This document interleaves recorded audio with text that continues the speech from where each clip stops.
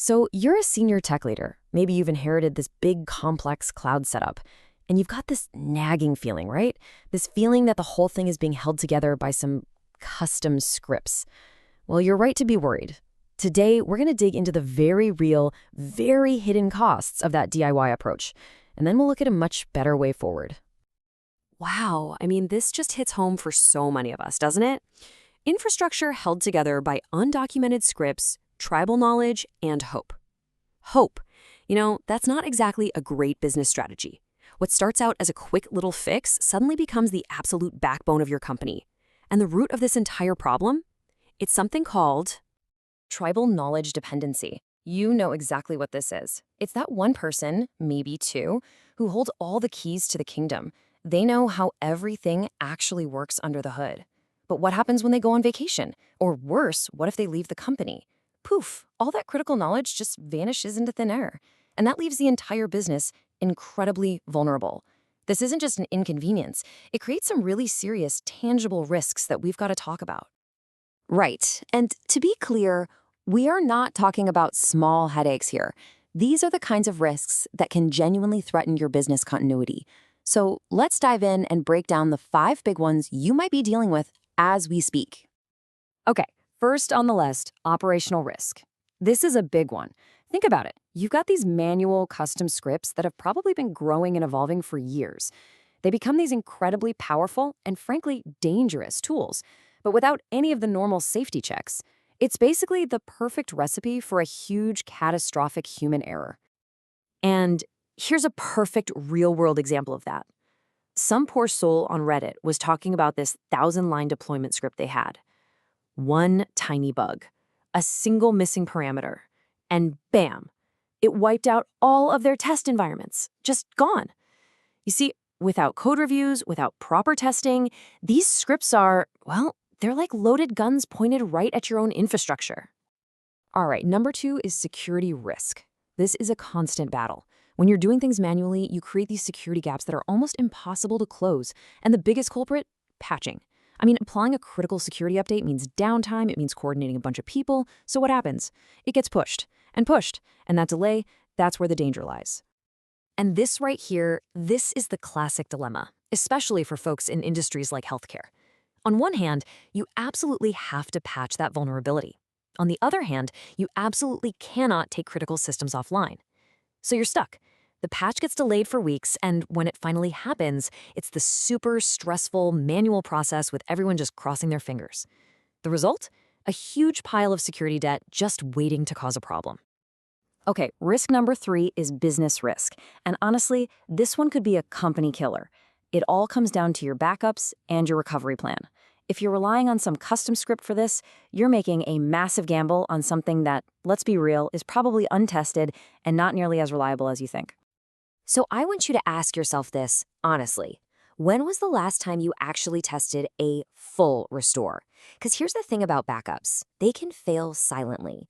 A little cron job stops working, your storage fills up, you never know.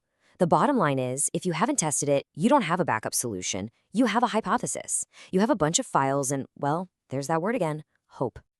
And that brings us right to our 4th risk, talent risk. This is that tribal knowledge problem we talked about. But now we're talking about the people themselves. Your entire operation hinges on 1, maybe 2 key individuals. They become a massive single point of failure for the whole business. Listen to this. A CIO told the story about an ETL process, for moving data around. It was built and managed by just 1 person. And everyone was terrified to touch it, because if you broke it, the entire company would grind to a halt. When you have a situation like that, forget about scaling your team, forget about training new people. Your best engineers are stuck just babysitting this old, fragile thing instead of building what's next. And that leads us perfectly into the 5th and final risk, scalability. It's really simple.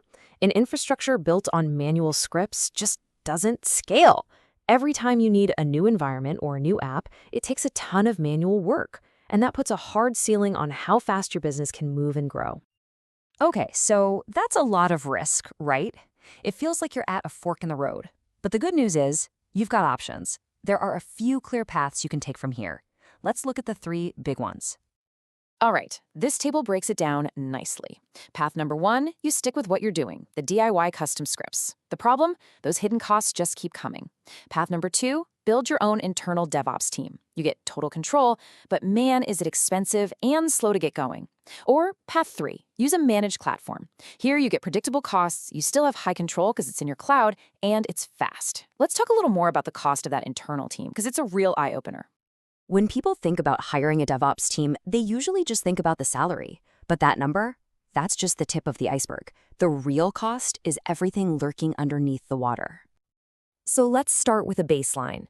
Just one senior DevOps specialist in the US market today is going to cost you over $170,000 a year.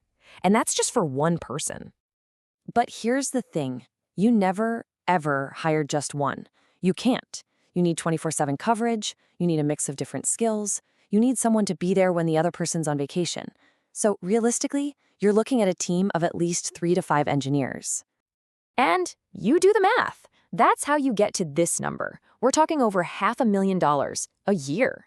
And that's just salaries. We haven't even talked about recruiting fees, benefits, all the software tools they'll need. Oh, and the 3 to 6 months it'll take just to get them up to speed. The cost is huge. So that brings us to the modern approach, the alternative.